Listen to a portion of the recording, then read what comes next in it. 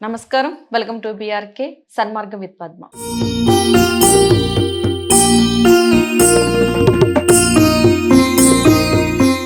ఇక ఈరోజు మీకు ఒక గొప్ప వ్యక్తిని, ఒక గొప్ప గురువుగారిని పరిచయం చేయబోతున్నాను. ఒక కవిగా 25 సంవత్సరాల నుంచి ప్రవచనకర్తగా వ్యవహరిస్తున్నారు. అంతేకాదు ప్రతి ఒక్కరు కూడా ప్రవచనాలు చెబుతూ ఉంటారు. అందులో కొంతమంది మాత్రమే మనం వారు చెప్పే ప్రవచనాల్ని ఆస్వాదించగలుగుతాం. అందులో ఒకానొక గొప్ప వ్యక్తి. ఆయన ఎవరో కాదు, సమన్వయ సరస్వతి, వాగ్దేవి పుత్రులు, బ్రహ్మశ్రీ సామవేద షణ్ముఖ శర్మ గురువు గారు ప్రస్తుతం మనతో పాటు ఉన్నారు. మనకున్న సందేహాలన్నింటిలో కూడా నివృత్తి చేసుకునే ప్రయత్నం అయితే చేద్దాం. నమస్కారం గురుగారు. నమస్కారం అమ్మా. గురువుగారు, మత మార్పులు ఈ మధ్య కాలంలో ఎక్కువగా చూస్తున్నాం. మత మార్పులు జరిగిపోతూ ఉన్నాయి. వాళ్ళకి అంటే వాళ్ళ అనుకూలంగా ఏది వీలుగా ఉంటే అటువైపు మారిపోవడం. అసలు ఈ మత మార్పులు ఎందుకు జరుగుతున్నాయి? అసలు దేనికి సంకేతాలు ఇవన్నీ కూడా? అంటే వీళ్ళకి ఒకటి ఏంటంటే తన మతం గొప్పతనం తెలియకపోవడం, దాని విలువ తెలియకపోవడం, పైగా బలహీనత. మానసికంగా వాళ్ళ బలహీనులు అర్థం. మతం మారే వాళ్ళందరూ ఒక విధంగా మానసిక రోగులు అని చెప్పాలి.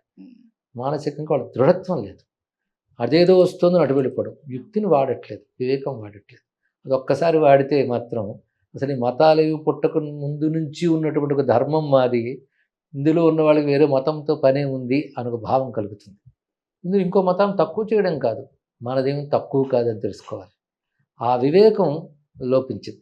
దానికి ఇంకోటి కారణం ఉంది. ఎందుకంటే 190% మంది ఏదో ఆలోచించకుండానే వెళ్ళిపోతుంటారు జీవితంలో. అటువంటి వాళ్ళకి ఒక ఆకర్షణ, ఆశ చూపితే వెంటనే తిరుగుతారు. ఎక్కువ మంది మానవులు అలాగే ఉంటారు. ఆ బలహీనతను అవకాశంగా తీసుకొని మతం మార్చడం అనేది లక్షణంగా కలిగిన మతాలు కొన్ని ఉన్నాయి. వాళ్ళు బయలుదేరి పనిచేస్తున్నారు, ప్రలోభాలు చూపించి వంచి చేస్తున్నారు. ఆ మతాలకు లక్షణం ఏంటంటే ఇంకొక మతాన్ని గౌరవించరు, ఇంకో మతం గొప్పదని భావించరు.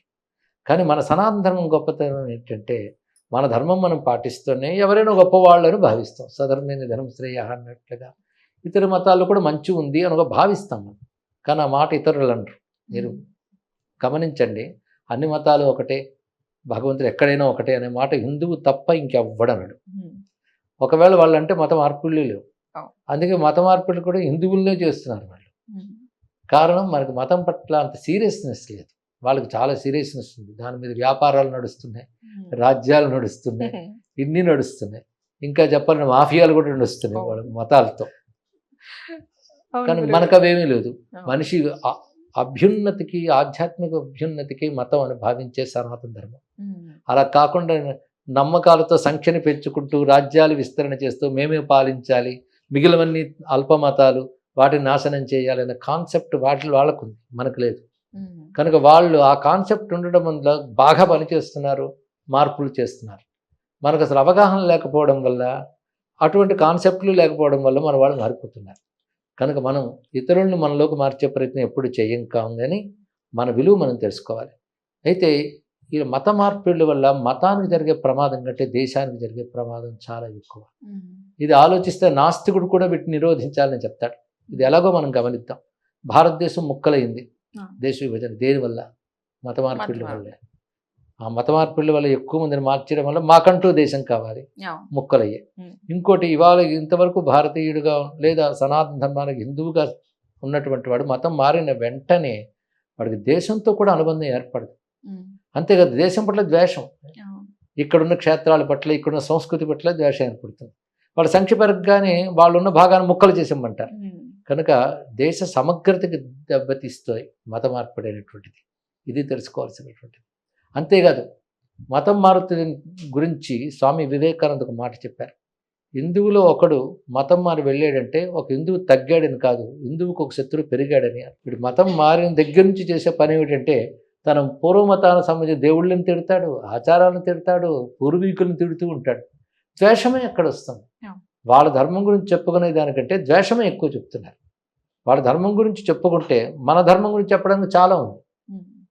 అంతే కదా. ఇప్పుడు గంగానది దగ్గరికి వచ్చి ఎవరు వాటర్ బాటిల్స్ అమ్ముతున్నట్ట, ఇది చాలా గొప్ప. అరే మరి గంగానదే ఉంది, నువ్వు అమ్మడం ఏంట్రా నీళ్ళ బాటిల్స్ అని వీడు అనలేకపోతున్నాడు.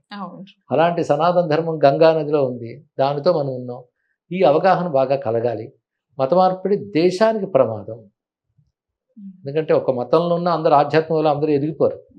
కానీ మత మార్పిడి వల్ల దేశంలో శత్రువులు పెరుగుతారు, దేశ సమగ్రత దెబ్బతింటుంది. అంతేకాదు, వాడు ఇక్కడున్నా తమ మతం ఉన్న శత్రు దేశాన్ని ప్రేమిస్తూ ఉంటాడు, మనం చూస్తూనే ఉన్నాం.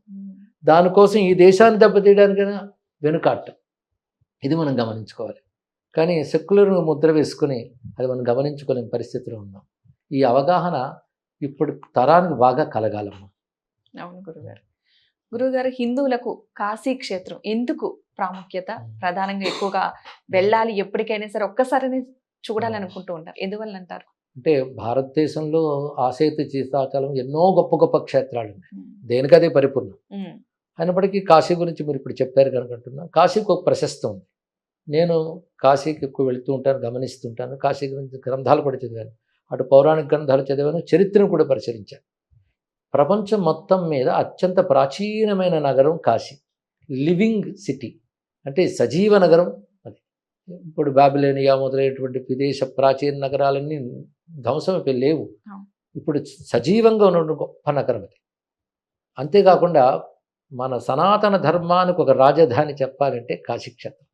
కాశీక్షేత్రం అనగానే విశ్వనాథుడు మనకు గుర్తొస్తాడు. అదేవిధంగా ఎన్ని శివలింగాలు శివక్షేత్రాలు ఉన్నాయో అన్ని విష్ణు క్షేత్రాలు ఉన్నాయి కాశీ, అన్ని శక్తి క్షేత్రాలు ఉన్నాయి. గణపతి ఉన్నాడు ఎన్నో రూపాలతో, సూర్యభగవానుడు ఎన్నో రూపాలుతున్నాడు. హిందువులు ఆరాధించే సర్వదేవతల యొక్క ధామం కాశీ. అలాగే ఎన్ని నదులున్నా గంగ గొప్ప నది, అదే ఆ కాశీ దగ్గర ఉన్న గంగకు మరింత ప్రాధాన్యం. అంత ప్రాచీనమైన చరిత్ర కలిగినటువంటిది, ప్రళయకాలాల్లో కూడా నశించినటువంటి గొప్ప క్షేత్రం. ఈ కాశీని ఆధారం చేసుకుని సనాతన ధర్మ విద్యలన్నీ విస్తరిల్లాయి, వేదాలు మొదలుకొని. అంతేకాదు గొప్ప గొప్ప మహాప్రవక్తలు కూడా కాశీని ఆధారం చేసుకుని ధర్మం వ్యాప్తి చేశారు. ఉదాహరణకు ఆదిశంకర భగవత్పాదుల వారు అక్కడికి వెళ్ళి తన ధర్మాన్ని వ్యాప్తి చేశారు. ఆ తర్వాత వచ్చిన వాళ్ళు కూడా సనాతన ధర్మానికి సంబంధించిన ఏ విషయమైనా దాన్ని కేంద్రీకరించుకుని వచ్చింది. అందుకు కాశీకి అంత ప్రాధాన్యం కనబడుతుంది. గురుగారు, భగవద్గీతని చనిపోయినప్పుడు వినిపిస్తారా కానీ బ్రతకుండగా ఆ భగవద్గీత యొక్క సారాంశం తెలుసుకోరు, ఎందువల్ల అంటారా? మూర్ఖత్వం, అదొకటే పెద్ద విషయం. ఎందుకంటే భగవద్గీతకి చావుకి అసలు సంబంధం లేదు. పైగా మిగిలిన వాళ్ళకి చావుకి పెళ్లికి ఆశీర్వచనాలకి అంటే ఒకటే పుస్తకం, మనకు ఆ కర్మ లేదమ్మా. ఎప్పుడైతే మరణం జరిగిందో అప్పుడు చేయవలసిన ఔర్ధ్వదైక క్రియలు చాలా ఉంటాయి. అప్పుడేమి పారాయణలు స్తోత్రాలు ఏమీ చదవక్కర్లేదు. అవి తెలియక మనకి ఏదో సంగీతం పెట్టడము, దేవుడి పాటలు పెట్టడము, భగవద్గీత పెట్టడం చేయడం అది తప్పు. అసలు అది మన పద్ధతి కాదు. అసలు భగవద్గీత అనేటువంటిది మన జీవితం తీర్చిదిద్దుకోవడానికి వచ్చిన ఒక అద్భుతమైన గ్రంథం. అది మన జ్ఞానమంతా అందులో ఉన్నది. అది ముందు బాల్యం నుంచే నేర్పాలి, లేకపోతే ఆ సమయంలో అది పెట్టడమే పెద్ద తప్పు, పెట్టవలసిన అవసరము లేదు. కానీ దానికి సంబంధించిన దాని భ్రాంతి, ఎందుకంటే అందులో ఏం చెప్తున్నారో అర్థం చేసుకోవట్లేదు, అది వచ్చినటువంటి బాధ. భగవద్గీత మరణ సందర్భంలో పుట్టిన గ్రంథం కాదు, ఒక జీవించి ఉన్న గురువు జీవించి ఉన్నటువంటి శిష్యుడికి బోధించిన ఒక అద్భుతమైన విజ్ఞానం అది. అది తెలుసుకోగలగాలి ఇక్కడ. కనుక మరణ సమయంలో సంగీతాలు పెట్టడం అనేటువంటి కాన్సెప్టే తప్పమ్మ. ఎందుకంటే మనకు అప్పుడు చేయాల్సిన చాలా ఉంటాయి, మౌనంగా చేయాల్సినవి చాలా ఉంటాయి. తర్వాత దహనాదులు జరిగిన తర్వాత వాళ్ళు కూర్చుని కొన్ని పురాణ విషయాల్లో ఉన్నవి తెలుసుకుంటూ 10 రోజులు చేయాల్సిన కర్తవ్యాలు అంటే తెలుసుకుని చెయ్యాలి. అది మౌనంగా చేయవలసిందే తప్ప గీతలు సంగీతాలు కీర్తనలు చేస్తే చేయవలసింది కాదు. ఆ అవగాహన హిందువులకు కలగాలి.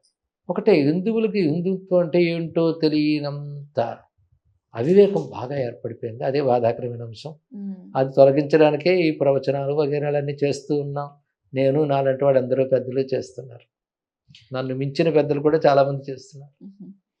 గురువు గారు, ఇప్పుడు మనం అనుకున్నట్టు భగవద్గీత కావచ్చు, రామాయణం కావచ్చు, మహాభారతం కావచ్చు, ఒక్కొక్క గ్రంథం నుంచి ఒక్కొక్క మందులో ఉన్న వ్యక్తులను తీసుకున్నా సరే ఒక మంచితనం మనకు అర్థమవుతుంది. ఒక్కొక్క సింబాలిక్ గా తెలిసి దీన్ని చెయ్యాలి, దీన్ని చేయకూడదు. లేదంటే కర్ణుడిని తీసుకున్నామంటే కనుక అడిగింది ఇవ్వకుండా ఉండడు, అసలు తన కవచకొండలానే ఇచ్చిన వ్యక్తి, అలా దానం చేయడం ఎలాగా, ప్రతి విషయం తెలుస్తుంది.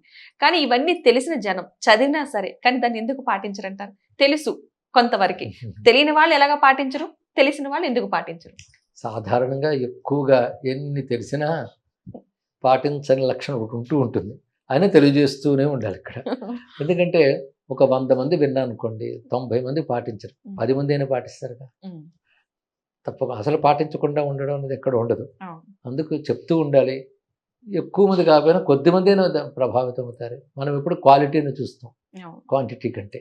కనుక రాశి కంటే వాసి గొప్పది. కనుక పాటించిన కొద్ది మంది అయినా వాళ్ళ వల్లైనా సమాజానికి మంచి జరుగుతుంది కదా. అందుకు చెప్తూ ఉండాలి, పాటించే వాళ్ళు పాటిస్తారు. చాలా గొప్ప విషయాలు చాలా గొప్పగా వివరించారు గురుగారు. ధన్యవాదాలు. శుభమ్మా.